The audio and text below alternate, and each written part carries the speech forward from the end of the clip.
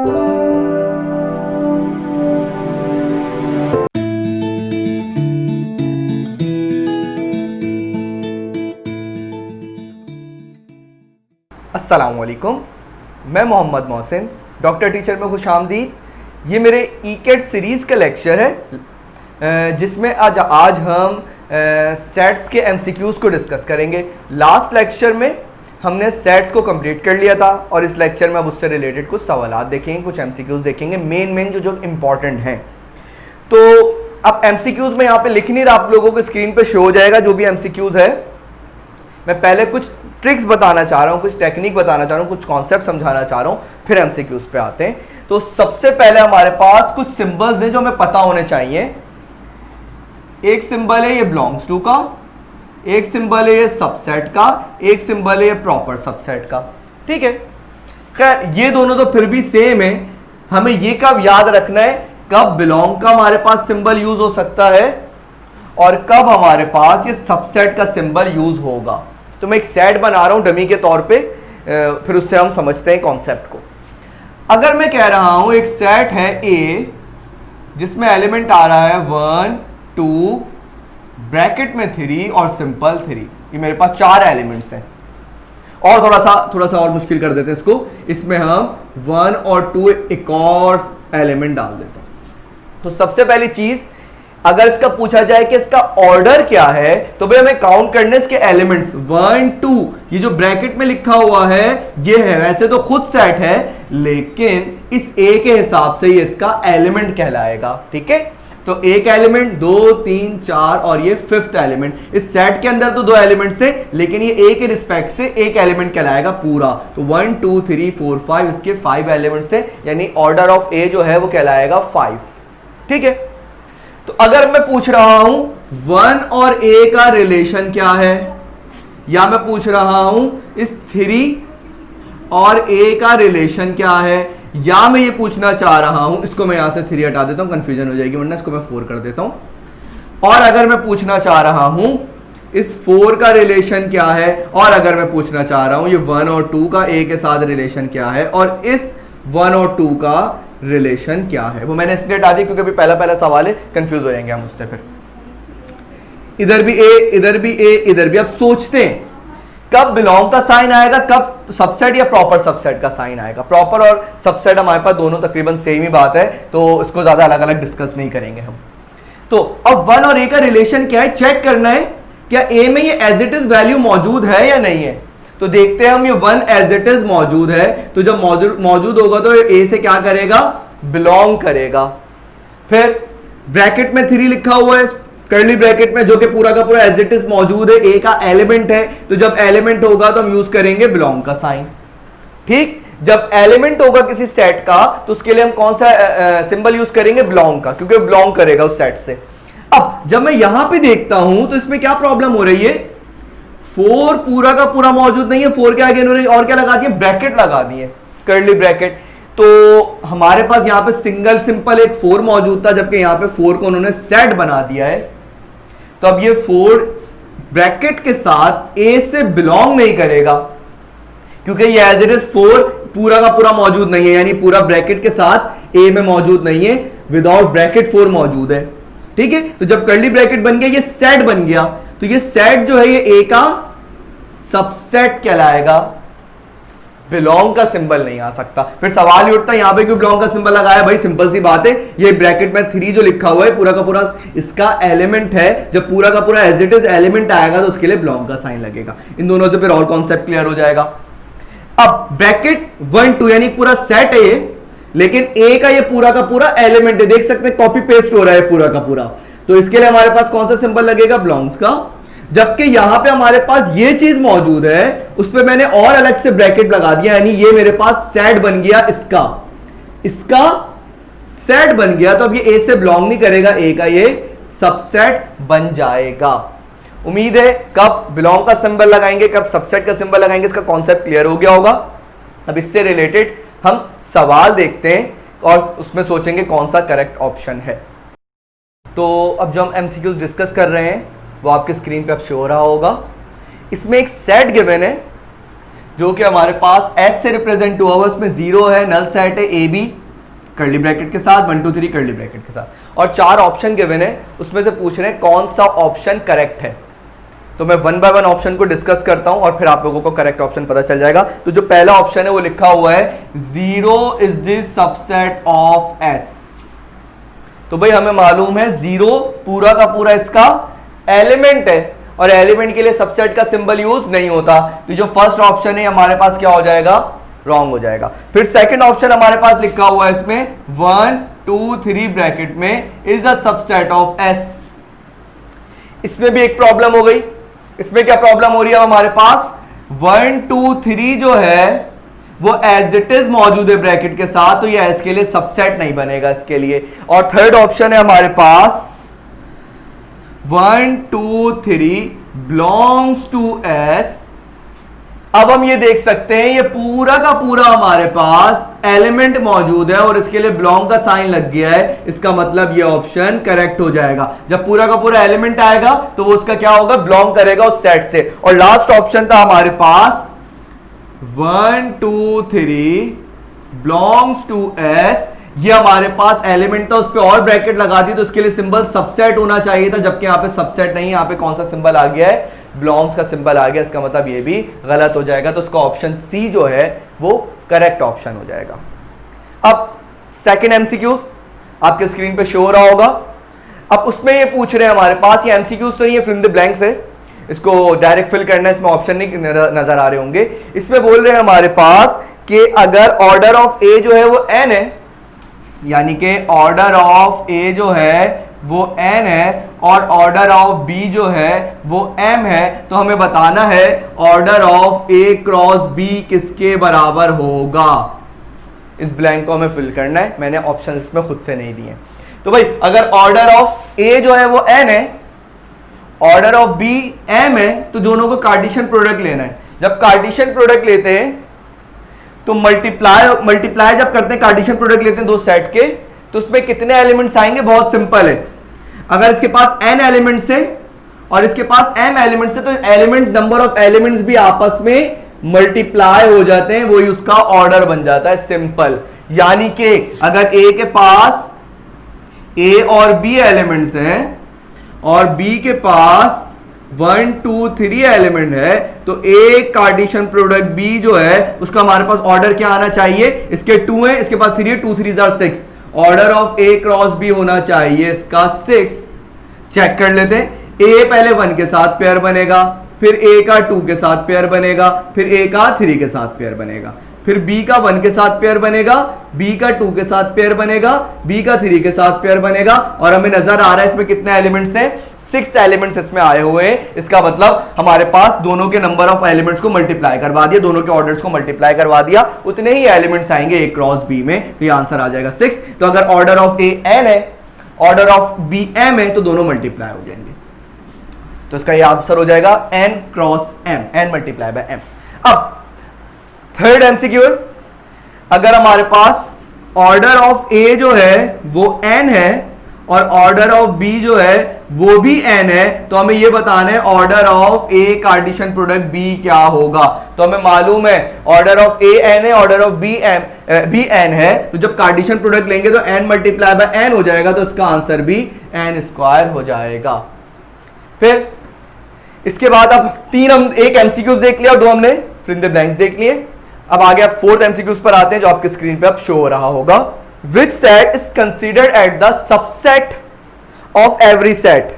बोले वो कौन सा सेट है जो तमाम सेट्स का सबसेट होता है लाजमी तौर पे, ठीक है। यानी कि अगर मैं किसी भी सेट के सबसेट बनाना शुरू करूं तो एक ऐसा एलिमेंट जो हमेशा आएगा, तो हमारे पास इसका आंसर क्या हो जाएगा, सिंपल है, इसको समझाने की जरूरत नहीं है, इसका आंसर डायरेक्टली हो जाएगा नल सेट। इसका मतलब ये हुआ जब भी हम किसी भी सेट के सबसेट्स बना रहे होते हैं तो नल सेट लाजमी तौर पे उसका सबसेट होता है। क्यों, हमने सबसे पहले कौन सा एलिमेंट लिखते हैं तो उसमें नल सेट, यानी हम सारी पॉसिबिलिटीज लिखते हैं। अगर कोई भी एक सेट ए है, मैं इसकी एग्जांपल के तौर पे बता देता हूं, कोई भी सेट ए है जिसके पास एलिमेंट आ रहे हैं 1 2 3, तो जब सबसेट बनाऊंगा तो उसकी सारी पॉसिबिलिटीज लिखूंगा कि इन एलिमेंट्स के साथ हम क्या क्या कर सकते हैं। तो सबसे पहला हमारे पास नल सेट इसलिए बनता है सबसेट, हम ये कहते हैं कि अगर हम इसमें से एक भी एलिमेंट को सिलेक्ट ना करें तो पहली पॉसिबिलिटी क्या हो जाती है कि ना तो मैं 1 लूंगा, ना तो मैं 2 लूंगा, ना तो मैं 3 लूंगा। तो पहला सबसेट, पहली पॉसिबिलिटी क्या होगी, मैं एक भी एलिमेंट चूज नहीं करूंगा, और ये हमेशा होगा, इसलिए पहला सेट सबसेट जो बनेगा वो नल सेट। फिर क्या करते थे, एक एक एलिमेंट को सिलेक्ट करते थे, फिर 2 2, फिर 3 3 एंड सो ऑन, उस वक्त तक चलता रहता था जब तक वो पूरा का पूरा सेट वापस आंसर में ना आ जाए। तो इसका मतलब ये हुआ जो सबसेट है जब हम बना रहे होते हैं तो पहला सेट जो हम लिखते हैं हमेशा वो लिखते हैं एम्प्टी सेट यानी नल सेट। तो इसका मतलब जब भी हम सबसेट बनाएंगे पहला नल सेट लिखेंगे, इसका मतलब ये सबका सबसेट होगा हमेशा। आगे और फिर और सवालात भी देखते हैं अब इसके। अब वैसे ये थर्ड एमसीक्यूज है, लेकिन अगर मैं ब्लैंक्स को भी शो करता हूं तो फिफ्थ क्वेश्चन है जो आपके स्क्रीन पे शो हो रहा होगा, जिसमें कह रहे हैं A is a subset of B and B is a subset of A। तो भाई क्या होगा इसका करेक्ट ऑप्शन क्या होना चाहिए, ऐसा कब पॉसिबल होगा कि A जो है वो B का सबसेट हो और B जो है वो A का सबसेट हो, ऐसा कब पॉसिबल है। इसकी हमने एक डेफिनेशन पढ़ी थी, इसमें कुछ ऑप्शंस होंगे हमारे पास, अगर लिखा हुआ है ऑप्शंस में A equal to B, A is not equal to B, A is equal to B, कुछ इस टाइप के ऑप्शंस हैं। तो अब क्या करना चाहिए, क्या होगा, A is a subset of B यानी A के सारे एलिमेंट्स B में मौजूद हैं, और B is a subset of A यानी B के सारे एलिमेंट्स A में मौजूद हैं। तो भाई अगर A के सारे एलिमेंट्स B में और B के सारे एलिमेंट्स A में, तो लाजमी तौर पे दोनों में सेम एलिमेंट्स होंगे, और जब एलिमेंट्स सेम होते हैं तो हम क्या कहते हैं उसको, वो दोनों इक्वल सेट हैं, यानी इसका ऑप्शन A जो है वो ऑप्शन करेक्ट ऑप्शन माना जाएगा।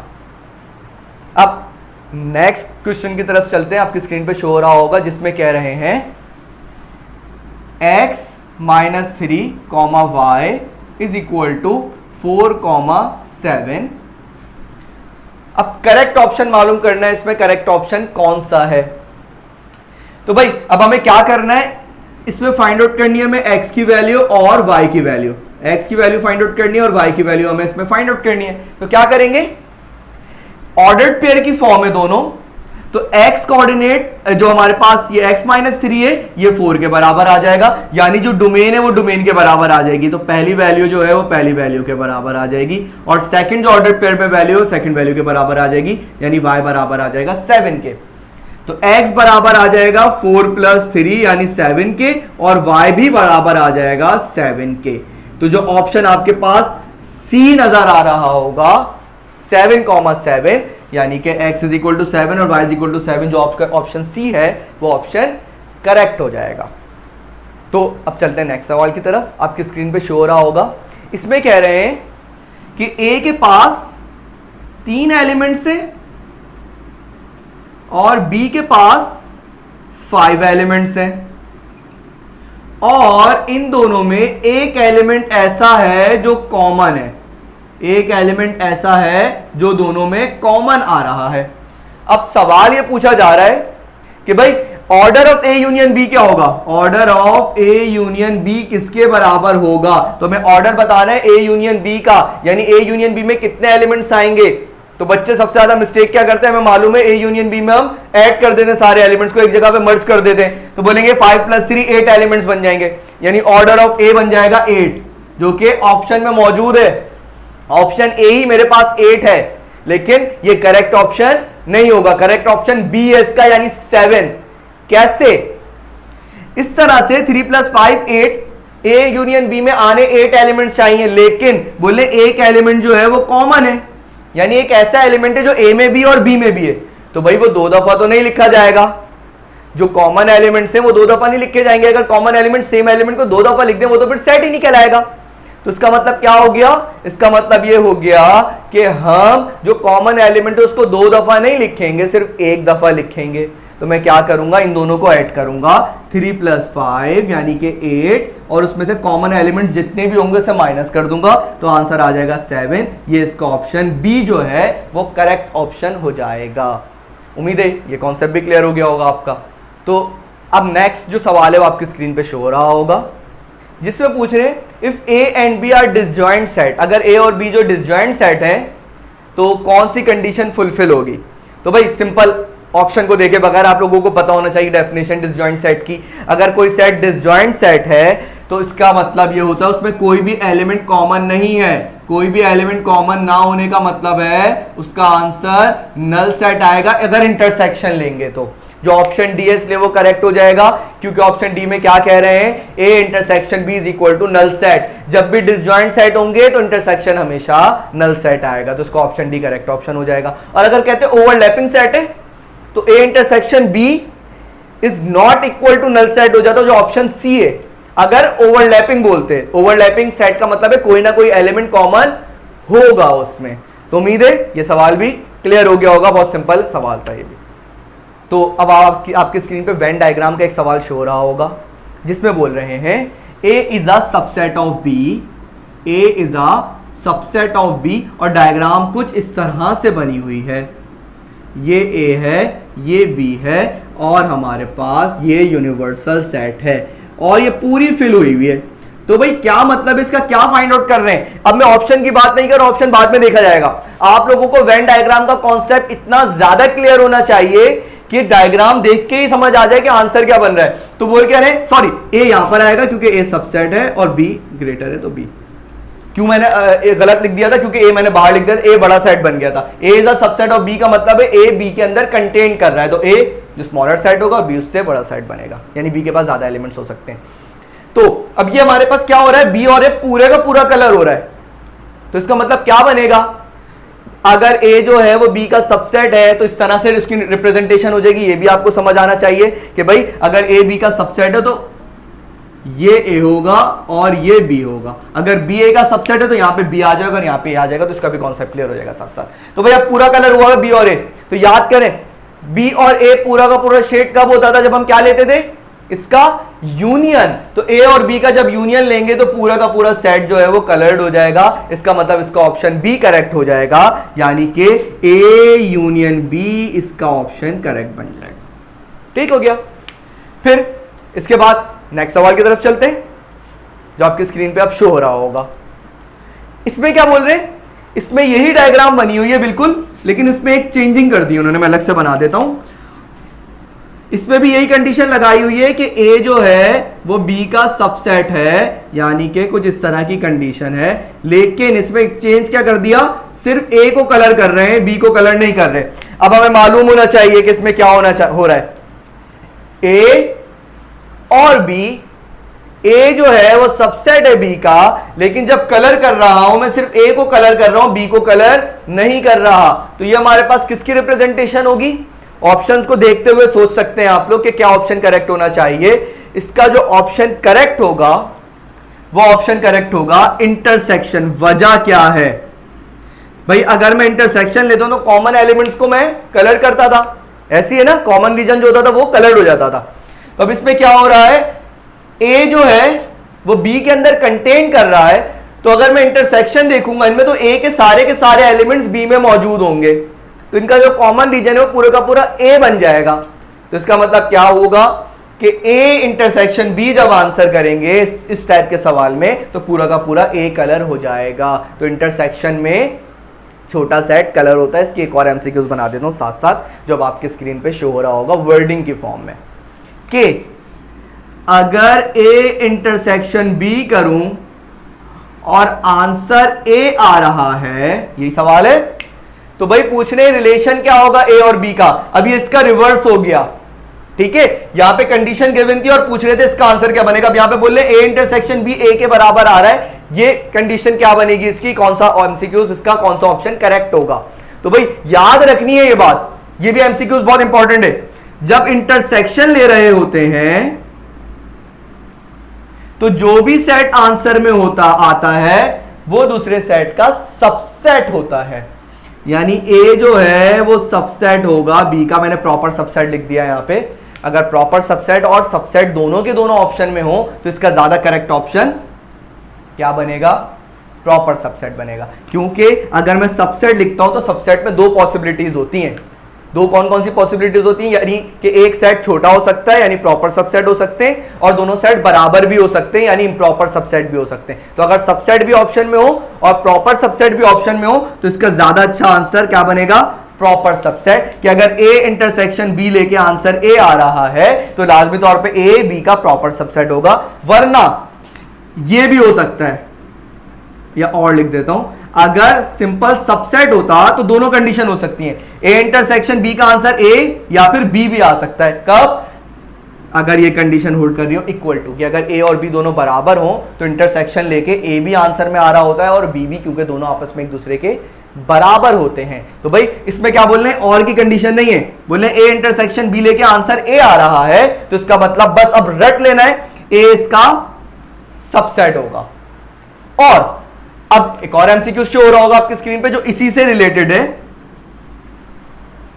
क्या बोल रहे हैं इसमें, A union B is equal to A. अब एक और बात याद रखनी है, जब यूनियन ले रहे होंगे और जो आंसर आएगा वो सुपर सेट होगा। यहां पे क्या हो रहा है, जो आंसर आ रहा है इंटरसेक्शन में वो सबसेट है। कौन सा सबसेट बनेगा, या तो प्रॉपर या सिंपल सबसेट बनेगा। तो ज्यादा बेहतर इसका ऑप्शन प्रॉपर सबसेट था, मैं यहां पे लिख देता हूं। अगर यूनियन लेके जो आंसर आ रहा होगा जो सेट, तो वो सेट सुपर सेट कहलाएगा, यानी कि बड़ा सेट होगा। तो मैं इसमें लिखूंगा A is a superset of B, यहां पे लिखूंगा B is a proper subset of A. दोनों ऑप्शन करेक्ट होंगे, तो हमारे पास A is a superset of B, option A जो है वो करेक्ट हो जाएगा इस सवाल में। रिपीट कर देता हूं मैं इसको, अगर इंटरसेक्शन लेके जो आंसर आ रहा है तो वो छोटा सेट होगा यानी सबसेट होगा, यूनियन लेके जो आंसर आ रहा है वो बड़ा सेट होगा यानी सुपर सेट होगा। तो अब लास्ट एमसीक्यूज देखते हैं।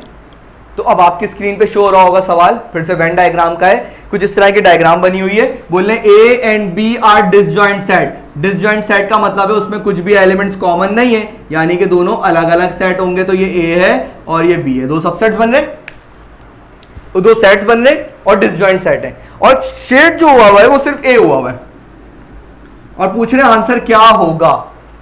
तो फिर से सोचते हैं, ऑप्शंस को देखते हुए पहले खुद सोच लें कि क्या ऑप्शन करेक्ट होना चाहिए, फिर देखते हैं। अगर मैं b माइनस ए की बात करता हूं यहां पे, तो b माइनस ए हमें पता है डिसजॉइंट सेट है, तो कुछ भी कैंसिल तो नहीं होगा। डिसजॉइंट सेट में जब कुछ कॉमन ही नहीं है तो कैंसिल आउट नहीं होगा, माइनस में कॉमन को कैंसिल कर देते हैं। और फिर पहला वाला सेट लिखते हैं तो इसका मतलब पूरा का पूरा पहला सेट कलर्ड होना चाहिए। तो बी तो कलर नहीं हो रहा, तो B minus A option correct नहीं होगा। इसको ऑप्शन सी जो है ए माइनस बी वो करेक्ट हो जाएगा, क्योंकि डिसजॉइंट सेट है तो ए माइनस बी में कोई भी वैल्यू कट नहीं होगी, कैंसिल आउट नहीं होगी, और पूरा का पूरा ए जो है वो कलर हो जाएगा। इसका मतलब ये इसका आंसर हो जाएगा ए माइनस बी यानी ऑप्शन सी। तो आज के लेक्चर को यहां पे एंड करते हैं। उम्मीद है सारी चीजें क्लियर होंगी, सारे सवाल समझ आ गए होंगे। तो अगर समझ आ गए हैं आपको तो दूसरे स्टूडेंट के साथ भी इसको शेयर कीजिए ताकि उनकी भी हेल्प हो सके। और अगर आपका कोई सवाल है तो हमें फेसबुक पेज पे आप सवालात भेज सकते हैं, उसका लिंक मैंने डिस्क्रिप्शन में दे दिया है। इंशाल्लाह उसकी सॉल्यूशन की वीडियो भी बना के मैं अपलोड कर दिया करूँगा। तो इन सारी वीडियोज़ को अपने दूसरे स्टूडेंट, दूसरे दोस्तों के साथ भी शेयर कीजिए ताकि उनकी भी हेल्प हो सके। तो आज के लेक्चर को यहीं पे एंड करते हैं। मुझे और डॉक्टर टीचर की टीम को इजाज़त दीजिए। नेक्स्ट वीडियो में नेक्स्ट टॉपिक के साथ मुलाकात होगी। अल्लाह हाफिज़।